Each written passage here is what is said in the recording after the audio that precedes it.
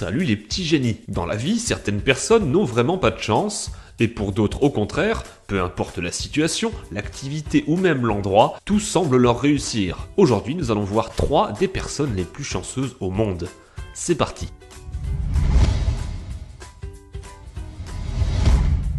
Johan Ginter a, on peut le dire, le cul bordé de nouilles. Si vous ne le saviez pas, sachez que vos chances de gagner à la loterie se chiffrent à 1 sur 200 millions. Vous avez en effet plus de chances d'être percuté par un astéroïde que de gagner à la loterie. Johan, elle, n'a que faire de ces statistiques, car tenez-vous bien, elle n'a pas gagné une fois, mais bien 4. La première fois qu'elle joua, elle empocha la modique somme de 5,4 millions de dollars. 10 ans plus tard, elle rejoua et empocha cette fois-ci 2 millions de dollars. Enfin, comme si ça ne suffisait pas, quelques années passèrent et elle empocha cette fois-ci le jackpot de 3 millions de dollars. En 2008, dans le doute, elle rejoua une 4e et dernière fois et tenez-vous bien, elle empocha son plus gros gain, soit la coquette somme de 10 millions de dollars.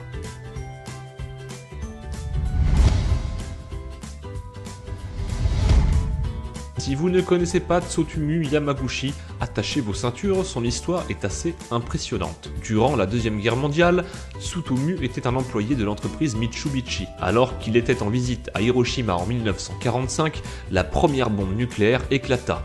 Bien que blessé par l'explosion, il réussit à s'en sortir indemne. Sa famille résidant à Nagasaki, il fut donc rapatrié là-bas et reprit le travail le 9 août, qui est, je vous le donne en mille, le jour où explosa la deuxième bombe nucléaire. Encore une fois, il en sortit sans une égratignure. Plus tard, Yamaguchi passa le plus clair de son temps à promouvoir et expliquer l'importance du désarmement nucléaire. Il déclara dans une interview « La raison pour laquelle je déteste la bombe atomique, c'est pour les souffrances horribles qu'elle inflige non pas au corps, mais bien à la dignité humaine.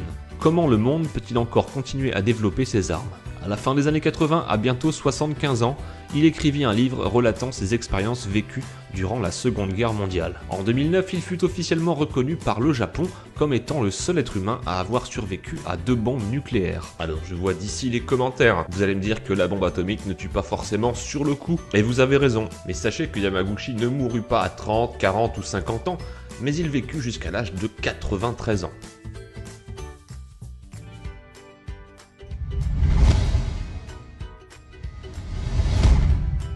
Vous avez déjà vu le film Incassable? Eh bien croyez-moi, c'est du pipi de chat à côté de l'homme que je vais vous présenter. Allez, on termine en beauté par l'homme le plus chanceux du monde, Fran Šelak. Reconnu de nombreuses fois comme l'homme le plus chanceux sur Terre, cet homme d'origine croate a réussi à tromper la mort plus de 7 fois. En 1962, alors qu'il voyageait en train, ce dernier dérailla et atterrit dans un canyon, dans une rivière gelée en contrebas. Les 17 autres passagers moururent noyés, tandis que Šelak, lui, réussit à nager jusqu'au rivage et s'en sortit avec un bras cassé et de l'hypothermie. À peine un an plus tard, en 1963, alors qu'il montait dans un avion pour la première fois, il fut tout bonnement aspiré à l'extérieur de l'appareil. Le problème venait d'une des portes qui était défectueuse. L'avion s'écrasa, tuant les 19 autres passagers, pendant que Šelak, lui, avait miraculeusement atterri sur, tenez-vous bien, une botte de foin. Comme quoi Assassin's Creed ne mentait pas.